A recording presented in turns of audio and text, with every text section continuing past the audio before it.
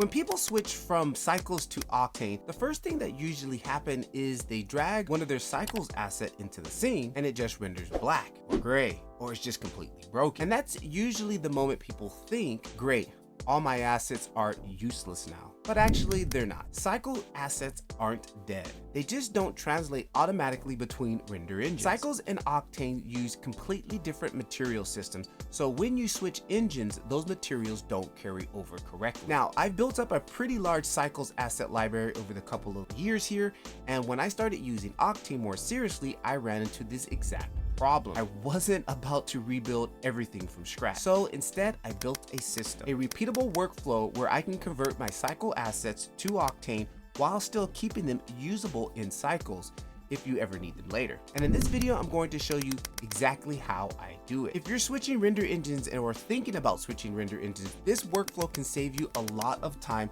So stick around because the asset library setup at the end is where most people usually get stuck. Let me show you exactly what happens. Here is a Cycles asset straight from my asset library. If I drag it into Cycles into a Cycle scenes, everything works perfectly. All the materials render exactly the way they should. But now, if I switch over to Octane, you can see the problem immediately. The asset isn't there, but the materials are broken. And this is where a lot of people assume their asset library is basically useless once they move to Octane, but that's not actually the case. The geometry is perfectly fine. The textures are still there. The only thing that isn't translating properly is the shader system. So if an asset works in Cycles and it absolutely can work in Octane, you just need to convert the materials properly. And that's where my workflow comes in. Before I started using converters, I used to do this manually, material by material, and rebuilding everything. It worked, but it was incredibly slow. I also tried some free converters that ship with Octane, but the problem with those is they usually only work well on simple PBR materials. As soon as you start to get more complex node setups, they tend to break pretty quickly. So now I use a paid add-on called Cycles to Octane Converter. This is my daily converter, and this is the system that I use with it. The first thing I do is open up the original asset. I never convert my materials inside of a project scene. Instead, I duplicate the asset file name itself by simply just going to File, Save As, and then adding _Octane to the file name. Now I have two versions. I have the original Cycles asset and I have an Octane conversion version. That way I never destroy the original. Now that we're inside of the Octane version of the file, I switch the render engine to Octane. I add in a simple kernel and set up a quick lighting scene just so we can see what's happening with the materials. This isn't for final rendering. It's just so we can see the evaluation of the conversion. Next, I'll check the materials. This part is very important. If there are group nodes inside of the shader setup, you'll need to ungroup them first. Most converters will fail if there's a group node left intact.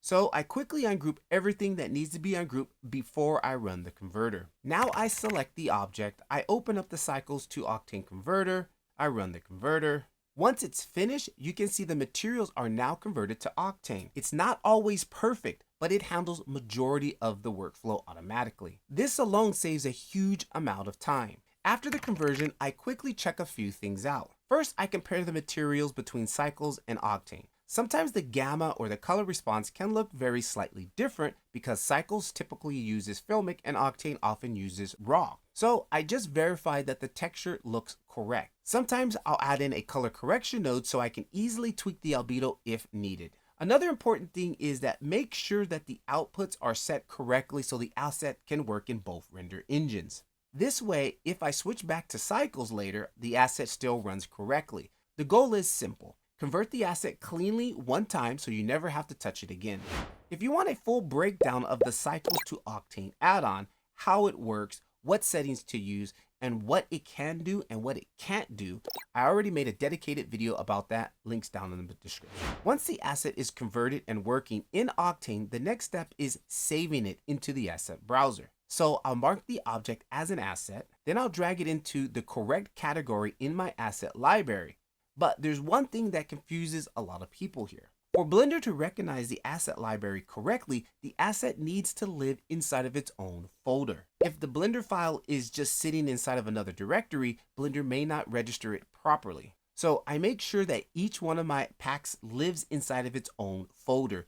Then inside Blender, I go to Preferences, Files, Asset Libraries, and put the folder as a library. Once that is done, the asset shows up in the browser.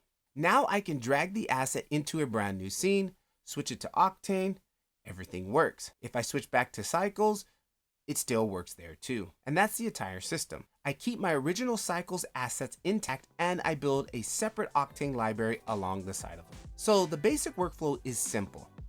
Duplicate the asset file, convert the material, clean up the nodes, register the asset in its own library. Do that once and your Cycles assets become usable in both engines, which means you never need to rebuild the entire library when switching render in. And if you're brand new to Octane and want to learn how to use it properly, check out my free Blender Octane School. Links down below or here or here or here. Anyways, it will walk you through everything from how to set it up to actually how to build a scene. I'll catch you guys inside of there. Peace.